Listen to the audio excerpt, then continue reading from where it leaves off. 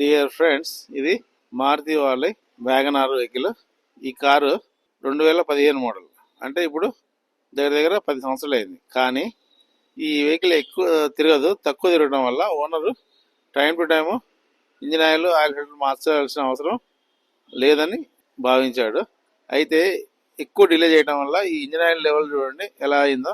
ఇది oil almost చింతపండు స్టేజ్లో వచ్చేసింది. ఇలా వచ్చి ఈ మొత్తం ఇంజిన్ పార్ట్స్ని అతుక్కొని ఉన్నది. ఇలా అతుక్కొని ఉండటం వల్ల ఇంజిన్ లోపల ఉండే చిన్న చిన్న హోల్స్ మొత్తం బ్లాక్ అవుతాయి. అలా బ్లాక్ అయినప్పుడు పూర్తిగా సర్క్యులేషన్, ఇంజిన్ ఆయిల్ సర్క్యులేషన్ ఎంత కావాలో అంత కాదు. దానివల్ల ఇంజిన్ డ్యామేజ్ అయింది. మనం ఎంత తిరిగినా తిరగకున్నా 12 months ఆర్ 1 year కానీ లేకుంటే 10,000 kilometers కానీ, విచ్ ఎవర్ ఈజ్ ఎర్లియర్.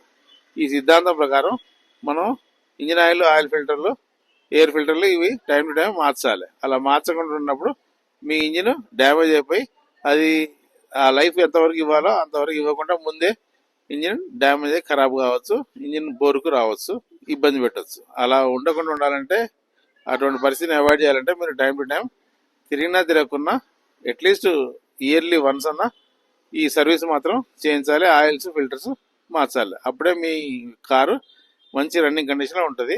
ఇది మీరు గమనిస్తారని ఆశిస్తున్నాను. Thank you.